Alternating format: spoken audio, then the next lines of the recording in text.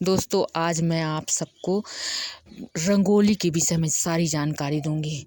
रंगोली हम क्यों बनाते हैं, कैसे बनाते हैं, क्यों बनाया जाता है, रंगोली का महत्व क्या है, मैं रंगोली क्यों शुरू हुई, कैसे शुरू हुई, मैं ये सारी जानकारी आप लोगों को दूंगी दोस्तों। तो दोस्तों, आप वीडियो में बने रहिए, मैं आपको बताती हूँ।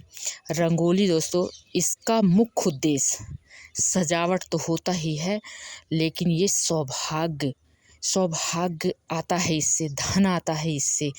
मतलब इसको सौभाग्य जब अपन पूजा करते हैं और घर में सजावट करते हैं तो इसको अपन रंगोली बनाते हैं। तो दोस्तों, जब हम रंगोली शुरुआत किए और बनाए तो ये क्यों इसका बनाते हैं कि हम ये देवी माता लक्ष्मी को प्रसन्न करने के लिए, सौभाग्य की देवी हैं माता लक्ष्मी और भगवान गणेश जी। तो भगवान गणेश जी को और माता लक्ष्मी को हम प्रसन्न करने के लिए अपने घर में रंगोली बनाते हैं। अब रंगोली से सकारात्मक ऊर्जा भी आती है दोस्तों। इसमें ये खुशियों का प्रतीक है। अब इसमें से हमारा मन भी सही रहता है, मन भी अच्छा लगता है हमको जब अपने घर में रंगोली बनी होती है, और घर की सुंदरता भी बढ़ जाती है, साज सज्जा भी बन जाती है। दोस्तों, यह हमारे हिंदू समाज में इसकी परंपरा है और यह खुशियों का प्रतीक भी माना जाता है कि रंगोली बनती है तो जब अपने यहाँ खुशी होगी तभी तो रंगोली बनाते हैं। तो ये घर की सजावट के साथ साथ सौभाग्य और धन भी आता है इससे, इसलिए अपन इसको घर में अपने बनाते हैं।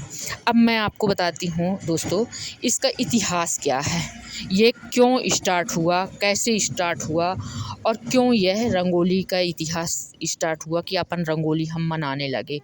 तो भगवान कृष्ण जब द्वारिका में पधारे थे, जब पहली बार द्वारिका आए थे, तो माता रुक्मणी जी ने रंगोली बनाया था अपने द्वारिका महल में, भवन में, तो रंगोली बनाया था। इसलिए दोस्तों, यह परंपरा स्टार्ट हो गई कि द्वारिका में रंगोली माता रुक्मणी ने बनाया और तभी से चालू हो गई है परंपरा। लेकिन गुजरात में दोस्तों इसको सातिया बोलते हैं। रंगोली हम पूरे भारत में यहाँ इसको रंगोली बोलते हैं और वहाँ इसको सातिया बोलते हैं। तो यह सातिया के नाम से जाना जाता है और इसका मतलब है, सातिया का मतलब होता है साथी, तो साथी बोलते हैं।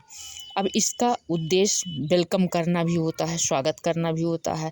कोई विशिष्ट पुरुष अपने घर में आते हैं, कोई महान आदमी आते हैं, तो हम अपने वेलकम के लिए तो बनाते हैं रंगोली अपने घर में, रोडों में बनाते हैं। दोस्तों, यह दक्षिण भारत में इसको कोलम भी कहा जाता है रंगोली को। और दीपावली में इसलिए रंगोली बनाते हैं कि माता लक्ष्मी और भगवान गणेश, इनके लिए तो बनाते हैं, लेकिन भगवान राम भी जब वापस आए थे तो पूरी अयोध्या रंगोली से सजाई गई थी। इसी कारण से दोस्तों, यह रंगोली की परंपरा हमारे भगवान श्री गणेश जी, श्री लक्ष्मी जी के लिए और भगवान राम जी के लिए आगमन में, और भगवान कृष्ण जी के लिए आगमन में, जब द्वारिका आए थे, भगवान राम अयोध्या आए थे, और माता लक्ष्मी और गणेश जी तो अपने घर में आते हैं, पधारते हैं। तो इस कारण से वेलकम के लिए हम रंगोली अपने घर में दीपावली में बनाते हैं। यह सकारात्मक ऊर्जा तो देती ही है दोस्तों, और इसमें ऊर्जा का संचार भी होता है। तो रंगोली बनाते हैं तो हमारे घर की सजावट भी बढ़ती है, साज सज्जा अच्छी रहती है। दोस्तों, इसकी कई प्रकार से बनाया जाता है। पहले हम पूजा करते हैं तो गणेश जी की जब स्थापना करते हैं, दुर्गा माता की स्थापना करते हैं, या कि घर में कोई पूजा पाठ का काम करते हैं, तो उसमें हम आटे से चौक पूरा जाता है। पंडित जी आपके आते होंगे, आप देखते भी होंगे कि पंडित जी कैसे चौक पुरवाते हैं, और आटे से चौक पूर के फिर उसमें तरह तरह की कलर मिला के डाल के और फिर उसमें पूजा करवाते हैं और कलश रखते हैं, कलश स्थापना होती है पहले चौक पूर के। तो ये एक तरह की रंगोली भी है। को कितने लोग, पहले तो ये सब नहीं था, अब तो मिलने लगा है, ये रेता में मिला के अपन रंगोली बनाते हैं, खरीदते हैं रंग डाल के। लेकिन पहले ऑर्गेनिक तरीके से हम पत्तों से, फूलों से, अनाजों से, कई प्रकार की चीज़ों से, अपने आसपास की चीज़ों से, और ये बंधनवार सजाते थे बाहर, आम की टेरी लगा के सजाते हैं। और अपने घर में कई कितने प्रकार की पूजा कर में फूलों से बनाते हैं। गुलाब के फूल, गेंदे के फूल, किसी भी प्रकार के फूल हों, जो अधिक फूल होते थे तो हम उसमें से रंगोली बनाते थे और रंगोली डालते भी हैं।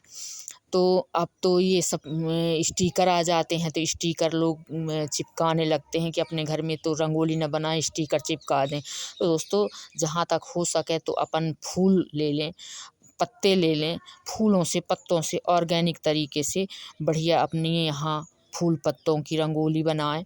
तो उससे दोस्तों बनाएं अपने